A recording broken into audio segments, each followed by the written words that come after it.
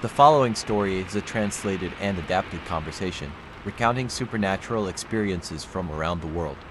This content is intended for entertainment purposes only. Listen with an open mind and enjoy the thrill of the unknown. The content in this video is purely for entertainment. Viewer discretion is advised. If you are easily frightened, be prepared some stories might just send chills down your spine. If you're ready, turn off the lights, put on your headphones, and immerse yourself in the world of the unexplained. In 2016, Aleppo was a shattered husk, its ancient streets reduced to rubble by the Syrian civil war. The city, once a vibrant crossroads of culture, was now a battleground where government forces, rebels, and airstrikes tore lives apart.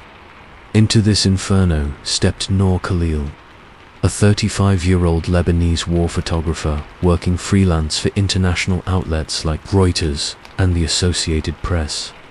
Known for her haunting images of conflict, Noor had a gift for capturing the raw pain of war children's faces, bombed-out homes, the fleeting moments of humanity amid chaos.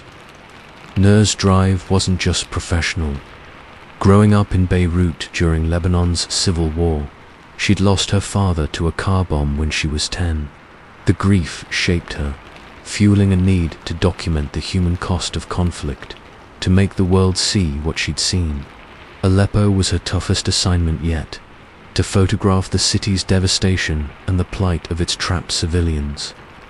The hospital she targeted, Al-Quds, was infamous a site of repeated airstrikes that killed dozens, its ruins a symbol of the war's cruelty.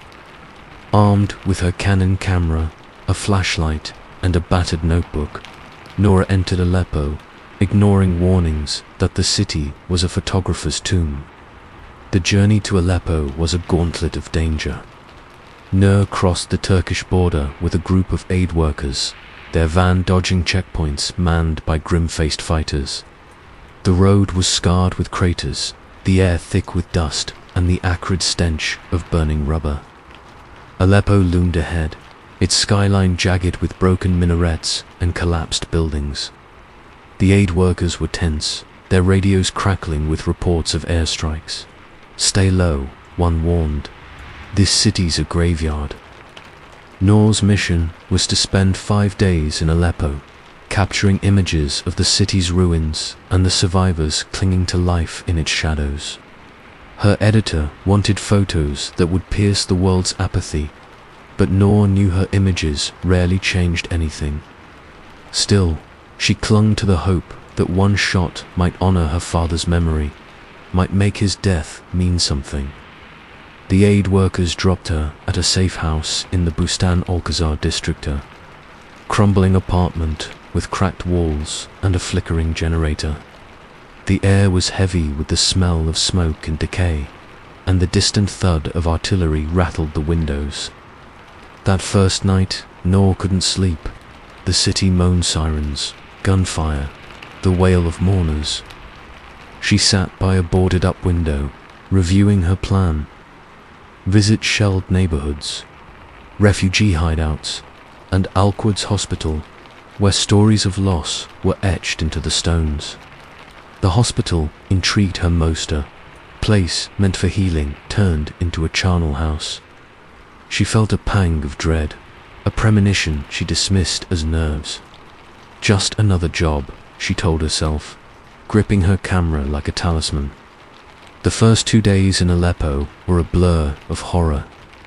Noor photographed a marketplace reduced to ash, its stalls littered with bloodied clothes. A school where children's drawings hung on bullet-riddled walls. A family huddling in a basement, their eyes vacant from trauma. Her camera was heavy with images of suffering, but each shot felt like a theft, as if she was stealing pieces of people's souls.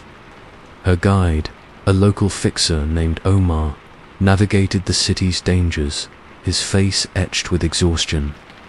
"Aleppo's broken," he said, "but it remembers." On the 3rd day, Omar suggested Al-Quds Hospital.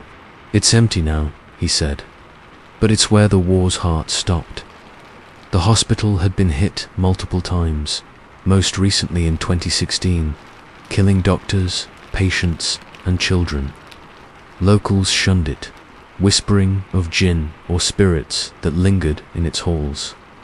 Noor nodded, intrigued but skeptical. She needed photos that told the story of Aleppo's lost hope, and Al-Quds, with its blood-stained legacy, was the perfect canvas. As they approached, the city grew quieter, the air heavier, as if Aleppo was holding its breath. Al-Quds loomed at the edge of a shattered neighborhood, its facade a skeleton of concrete and twisted rebar. The windows were blown out, the walls pocked with shrapnel, and the entrance was choked with debris. Omar refused to enter, his face pale. "Bad place," he muttered, clutching a prayer bead. "The dead don't sleep here." Noor shrugged off his warning, driven by a mix of defiance and duty. She needed to see, to document, to bear witness. Inside, the hospital was a maze of decay. The lobby was littered with overturned gurneys, shattered glass, and faded medical charts. The air was stale, thick with the scent of mold and something sharper blood, or its memory. Noor's flashlight cut through the gloom, revealing corridors that stretched into darkness. Her camera clicked, capturing the devastation, but each shot felt intrusive, as if the hospital resented her presence. The silence was oppressive, broken only by the crunch of her boots and the occasional drip of water. In the pediatric ward, Noor found a wall covered with children's drawings, smiling suns, stick figure families, now smeared with ash. Her throat tightened, memories of her father flooding back his laughter, his hands shielding her from Beirut's chaos. She shook it off, focusing on her work, but the hospital's weight pressed against her, a growing sense that she wasn't alone. The shadows seemed to shift, their edges too sharp, too deliberate. As Noor moved deeper into the hospital, she heard it a faint rustle, like fabric dragging across the floor, coming from a nearby corridor. Her pulse quickened. She aimed her flashlight, but the beam revealed only dust and debris. "Omar," she called, knowing he was outside. No answer. The rustle came again, closer, accompanied by a low, breathy sound, like a sigh or a sob. Her skin prickled, a chill running down her spine. She checked her camera, reviewing recent shots. Her breath caught.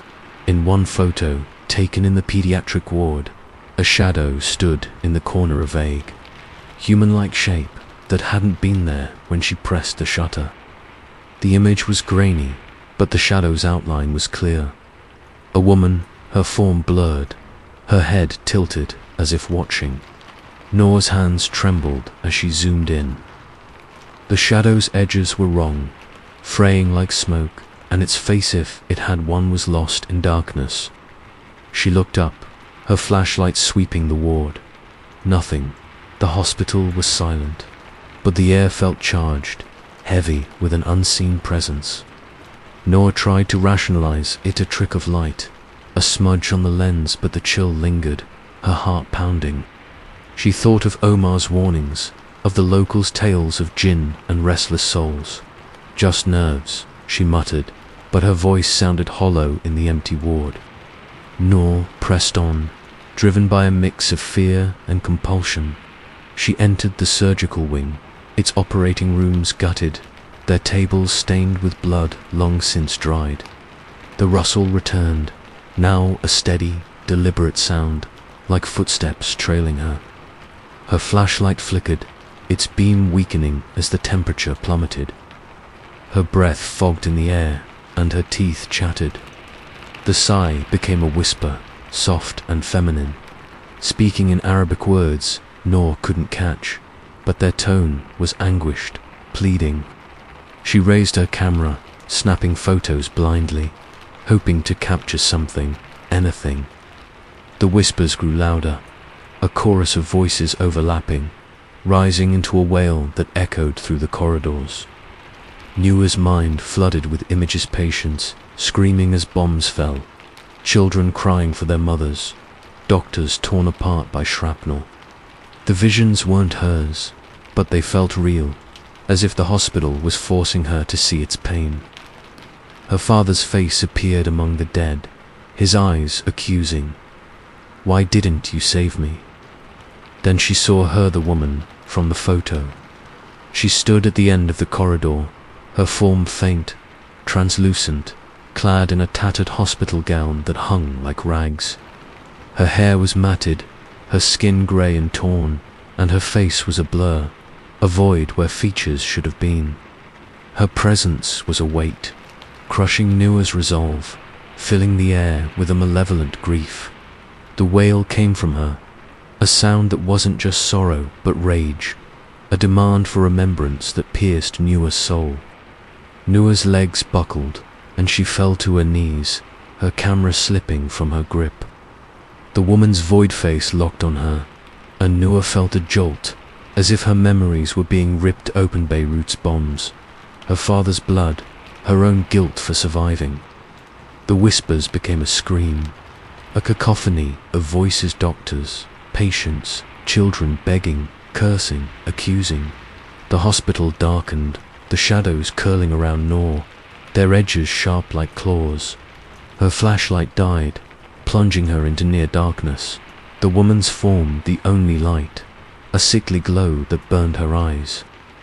The woman moved closer, her steps silent but deliberate, her gown dragging like a shroud. The air grew colder, the corridor shrinking until Noor felt trapped, suffocated.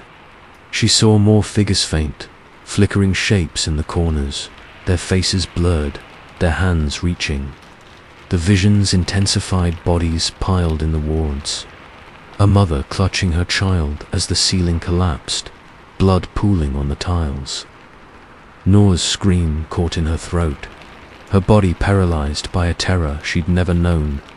Not in Beirut, not in Gaza, not anywhere. "Run," a voice hissed her own, or something else, she couldn't tell. The command broke her paralysis. She grabbed her camera and bolted, the wail chasing her through the corridors. The shadows lunged, their touch cold and grasping, snagging at her clothes. She stumbled into the lobby, her chest heaving, and burst through the entrance, collapsing in the street. Omar was there, his face pale, his prayer beads clutched tight. "What did you see?" he demanded, but Nur could only shake her head, her voice gone. Dawn broke over Aleppo, pale and grey, the city's ruins shrouded in dust. Noor sat in the safe house, her hands shaking as she checked her camera. The photos from the hospital were corrupted streaks of grey, shadowy figures in every frame, and one clear image, the woman, her void face staring directly into the lens, her gown dripping with blood that wasn't there. Noor deleted them all, tears streaming down her face, but the images were burned into her mind, a wound that wouldn't heal. Omar drove her to a checkpoint the next day, the city's silence heavier than ever. As they left Aleppo, Noor glanced back. The hospital was a dark silhouette against the dawn, but she swore she saw a figure in the entrance, a woman, motionless, watching her go. Omar noticed her pallor and muttered a prayer. "The dead stay there," he said, but his voice lacked conviction. Noor didn't respond, the wail still echoing in her ears. Back in Beirut, Noor tried to move on. She filed a brief report with Reuters, describing Aleppo's ruins, but omitting the woman. The words felt empty, inadequate against the horror she'd seen. The hospital clung to her, a shadow that darkened her days. She couldn't sleep without hearing the wail, couldn't hold her camera without feeling that cold grip. Her dreams were haunted by the woman, by the visions, by her father's face, accusing her of failure. Noor stopped taking war assignments, her passion for photography dimmed by the weight of Aleppo. The camera from the hospital sat in a locked box, its lens covered, as if to keep something trapped. Sometimes, at night, she heard whispers, soft, feminine, speaking in Arabic, coming from the shadows of her apartment. She never looked, afraid of what she'd see. Months later, a colleague found a single print from Noor's Aleppo trip, slipped into a folder of unrelated photos. It showed the hospital's corridor, empty except for a faint, blurry figure, a woman in a tattered gown, her void face staring from the darkness. The print was streaked with red, like blood seeping through the paper. Noor burned it, her hands trembling, but the image lingered, a reminder that some ghosts never leave. In the summer of 1994, the Bosnian War was a relentless nightmare of ethnic violence, sieges, and shattered lives. Srebrenica, once a quiet mining town in eastern Bosnia, had become a name synonymous with despair, UN safe area that was anything but safe. By the time journalist Lucas Varga, a 42-year-old reporter for a European news agency based in Vienna, arrived, the town was a ghost of itself. Its streets were empty, its buildings gutted by shelling, and its people, those who remained, were shadows haunted by fear and loss. Lukas was no stranger to war. He'd covered conflicts in the Gulf and the early stages of the Yugoslav breakup. His dispatches known for sexes for their unflinching honesty. But Srebrenica was personal. His uncle, a Yugoslav partisan during World War II, had told him stories of Bosnia's resilience, tales that shaped Lucas's sense of duty to expose the truth. The 1993 reports of massacres in Srebrenica had shaken him, and when rumors surfaced of escalating atrocities, he volunteered to investigate. He wanted to document the survivors' stories, to give voice to the silenced, and to honor the memory of his uncle's fight against oppression. Armed with a notebook, a tape recorder, and a battered Leica camera, Lucas set out for Srebrenica, ignoring colleagues' warnings that the town was a death trap. "If we don't go," he told his editor, "who will tell their story?" But as he crossed the border into Bosnia, a quiet dread settled in his chest, a premonition that this assignment would change him forever. The journey to Srebrenica was a gauntlet of danger. Lucas traveled with a UN convoy, the armored vehicles rattling through roads scarred by war. Checkpoints manned by grim-faced militiamen dotted the route, their eyes cold and suspicious. The air was thick with the stench of smoke and decay, and the landscape, once lush with rolling hills, was now a wasteland of charred trees and cratered fields. The UN soldiers escorting him were tense, their radios crackling with reports of snipers and ambushes. "Stay sharp," one warned. "This place doesn't forgive mistakes." Lucas's mission was to spend 3 days in Srebrenica, interviewing survivors and documenting the aftermath of the violence. The UN had evacuated many civilians, but pockets of refugees remained, hiding in basements or ruined buildings. His goal was to gather evidence of war crimes, particularly the massacres reported in July 1993, when Bosnian Serb forces were said to have slaughtered hundreds. The weight of the task pressed on him, mingling with memories of his uncle's stories, tales of courage, but also of ghosts left behind in the wake of war. The convoy reached Srebrenica at dusk, the town shrouded in a grey mist that clung to the hills. The streets were silent, the buildings reduced to skeletons of brick and concrete. Bullet holes pocked the walls, and bloodstains lingered on the pavement, faded but indelible. Lucas set up base in a partially intact schoolhouse, its roof leaking, but its walls sturdy enough to offer shelter. The air inside was damp and heavy, smelling of mold and something sharper, fear perhaps, or death. As he unpacked his gear, he felt a chill, a sense that the town was watching him, its silence alive with unspoken grief. The first day in Srebrenica was a descent into sorrow. Lucas trekked through the town, his camera capturing the devastation: a marketplace reduced to rubble, a hospital littered with shattered glass, a playground where rusted swings creaked in the wind. Every corner held echoes of lost children's shoes, a torn prayer rug, a family photo half buried in ash. The survivors he found were gaunt, their eyes hollow from trauma. They spoke in whispers, recounting tales of executions, massed graves, and nights spent hiding from death. At a refugee camp on the town's outskirts, Lucas met an elderly woman named Amra, her face etched with grief. She described the massacre at a local church, where families seeking sanctuary were gunned down by Bosnian Serb forces. The children screamed, she said, her voice breaking. Their voices never leave that place. Amra warned him to avoid the church, a crumbling Orthodox structure at the town's edge. The dead are still there, she said. They cry at night. Lucas nodded, scribbling her words, but dismissed the warning as folklore born of trauma. Still, her story lingered, stirring an unease he couldn't shake.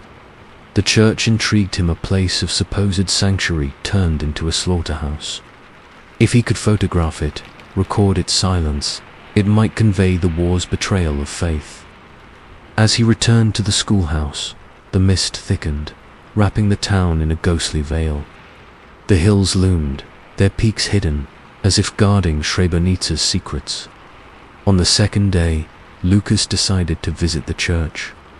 The sun was sinking, casting long shadows across the ruined streets. He walked alone, his UN escort unwilling to accompany him. "Bad place," one soldier muttered, crossing himself. Lucas gripped his tape recorder and camera, his boots crunching on gravel and glass. The air was cold, heavy with the scent of damp earth and decay. The town felt emptier than before, its silence oppressive, like a held breath. The church loomed at the end of a narrow street, its dome cracked, its walls scarred by shrapnel. Ivy clung to the stone, and the windows were shattered, their stained glass reduced to jagged shards. The door hung ajar, creaking on rusted hinges.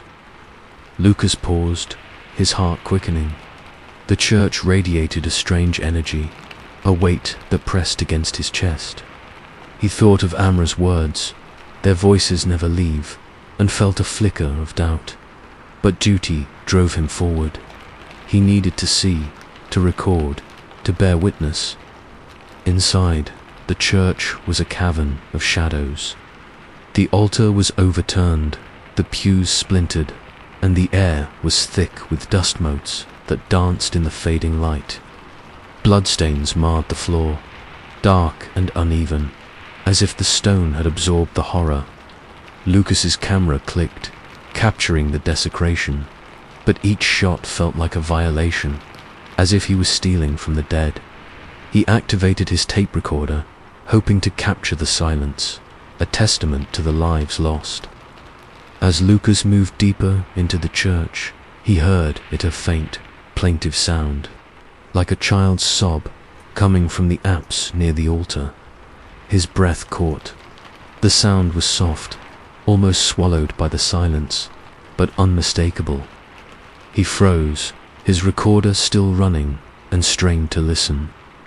The sob came again, fragile and distant, tinged with a despair that clawed at his heart. "Hello," he called, his voice echoing off the walls. No answer. The air grew colder, his skin prickling with unease. He stepped toward the apse, his flashlight cutting through the gloom. The beam revealed nothing, no child, no source for the sound. The apse was empty, its walls scorched, a broken crucifix lying in the dust. Lucas's pulse raced. Refugees, he wondered. But the church was sealed, its entrances blocked by debris. He checked his recorder, rewinding the tape. The sob was there, clear and haunting, but when he played it again, The tape hissed with static, the sound gone. His hands trembled. A glitch, he told himself, but the lie felt hollow. Back in the nave, Lucas felt a shift in the air, a heaviness, as if the church was closing in. The shadows seemed to writhe, their edges sharper, more defined. He thought of his uncle, of the partisan stories that ended with warnings. War leaves, ghosts, Lucas. They linger where blood is spilled. The sob returned, louder now, joined by a second, then a third, a chorus of childish grief that filled the church. Lucas's chest tightened, a mix of fear and sorrow washing over him. He felt exposed, as if the church knew him, saw his guilt, his failure to stop the world's cruelty. The sobs grew into a wail, a piercing cry that reverberated through the stone. Lucas's flashlight flickered, its beam dimming as the temperature plummeted. His breath fogged in the air, and his teeth chattered. The wail wasn't just sound, it was a force, pressing against his skull, filling his mind with images he hadn't seen. Children huddled in the apse, their faces pale, their eyes wide with terror. Soldiers laughing, their rifles spitting fire, blood pooling on the floor, soaking into the earth. The visions were vivid, invasive, as if the church was forcing him to witness its pain. Then he saw her, a girl, no older than 10, standing in the apse where the sobs had begun. Her form was faint, translucent, her dress torn and stained with blood. Her face was a mask of anguish, her eyes hollow, black pits that seemed to swallow the light. She didn't move, but her presence was overwhelming, a weight that crushed Lucas's resolve. The wail came from her, a sound that wasn't just grief but rage, a demand for justice that would never come. Lucas's legs buckled, and he fell to his knees, his recorder slipping from his grip. The girl's eyes locked on him, and he felt a jolt, as if she was peeling back his soul.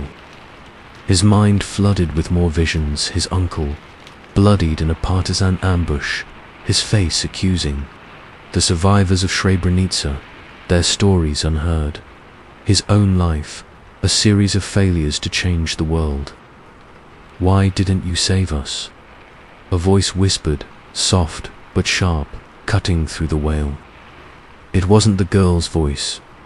It wasn't the girl's voice. It was his own, or something using his guilt into a weapon. The girl stepped forward, her form flickering like a dying flame. The shadows moved with her, curling around the pews, reaching for Lucas. The air grew colder, the church darkening until only the girl's hollow eyes were visible, twin voids that threatened to pull him in.